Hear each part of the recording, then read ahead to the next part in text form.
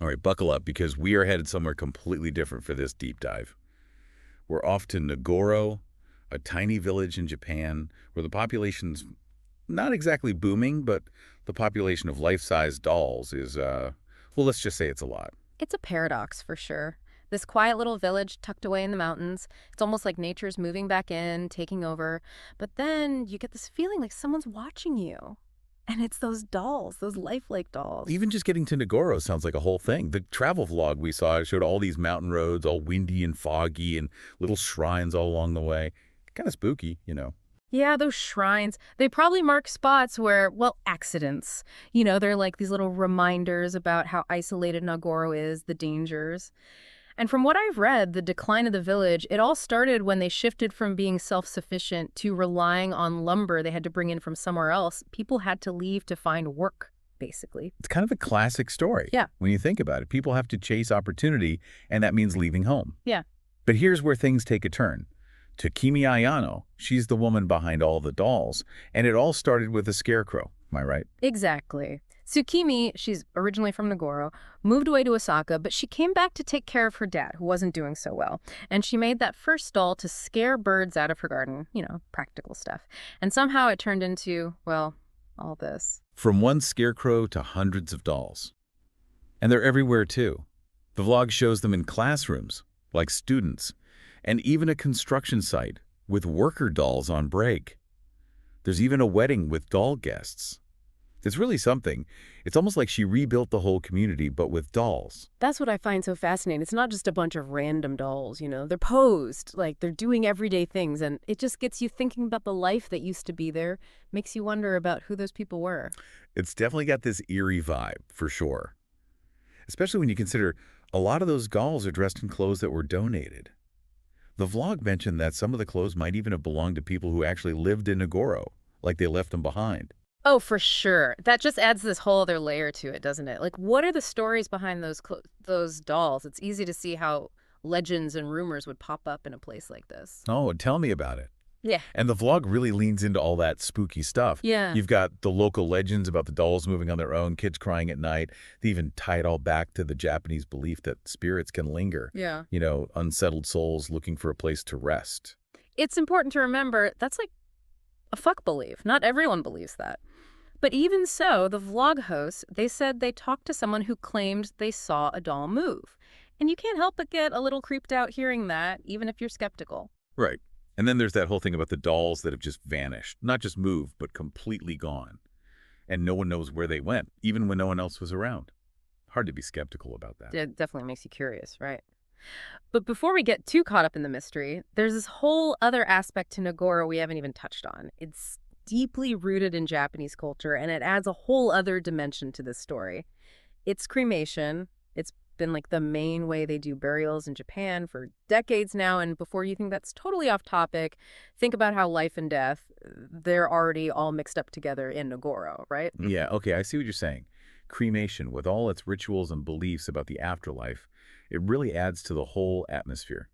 And you can't forget that bit from the vlog about how sometimes family members, they actually operate the crematorium themselves. That just got to me, Can you imagine that? Having to do that final goodbye. It just makes you think about how personally Japanese people view death and remembrance, and that just seems to be everywhere in Nagoro, don't you think? Totally. Makes those empty houses they showed in the vlog seem even sadder. Those dolls looking out from the windows, they're almost like, I don't know, guardians of people's memories, I guess. Exactly. And remember that graveyard? The one with the tiny shrines? Some of them even had urns in them. Nagoro isn't just about the dolls, it's a place where people lived and died. And the dolls, they're like frozen there. They make you think about the good times and the sad times all at once. It's weird, isn't it? This mix of happy and sad.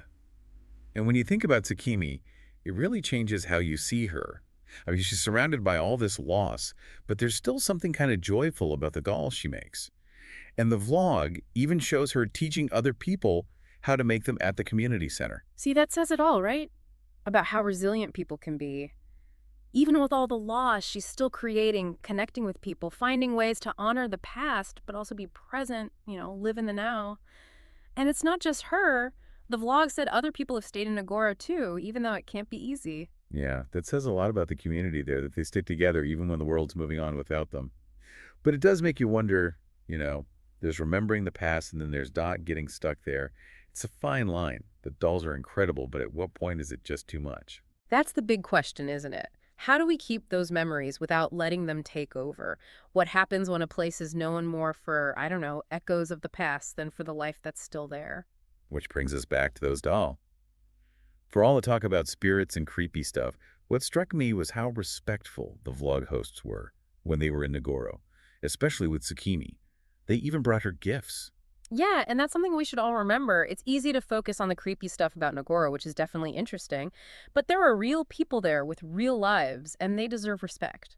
Tsukimi's passion for her craft, her love for her dad, the sense of community, that's what really stuck with me. It's true. It's easy to forget that Nagoro is a real place with real people, and they've got their own thing going on. Speaking of which, the vlog did mention that the dolls have actually brought something new to the village. People are coming to see them. Tourists. Yeah, it's a tough one, isn't it? Tourism. On the one hand, you've got these struggling towns like Nagoro, and tourists can be a lifeline. They bring in money, they put the place on the map, but there's always that risk, that they're going to exploit the thing that makes it special. Makes you wonder, at what point does it stop being about appreciating something unique and become, like, disrespectful? Yeah. Are these visitors really interested in Nagoro, or are they just there for the weird factor, Yeah. the creepy doll village? Yeah, I get that, especially these days when everything's online instantly. It's easy to boil down a place and its people to a picture or a hashtag. But I want to believe that people who go to a place like Nagoro are going because they're curious, maybe even a little bit in awe. I hope so. When you get past the initial shock of all those dolls, you're left with the story about, just being human, love, loss, how time just keeps moving. Everyone's got experience with that, right? Totally. And you know what? That might be the biggest thing we take away from our dive into Nagoro. Those dolls, as creepy as they might seem at first, they make us think about death, our own mortality, our need to connect with others, and how we try to make sense of a world where the only thing that's constant is change itself. That's a really good way to put it. And it makes you think, what about us? What will we leave behind? Will people forget us, or will we find a way to make our memories last, even if it's in a way no one expects? That's a question worth asking, that's for sure. Nagoro, with its beauty and its stillness, it really makes you face those big questions. It reminds us that life, with all the good and bad, the messy bits, it's temporary, it doesn't last forever, and maybe, just maybe, it makes us want to hold on to the time we have, the people in our lives, and the legacy we want to leave. Well said. It seems like every deep dive we do, we end up with more questions than answers. Maybe that's the whole point, though, right? Yeah. To keep the conversation going. To always be curious. To keep learning new stuff. You got it. So who knows what incredible places we'll explore on our next deep dive. Until then, keep those questions coming. Stay curious and be open to new ideas. You never know what you'll find. And on that note, we're calling it a wrap on our exploration of Nagoro.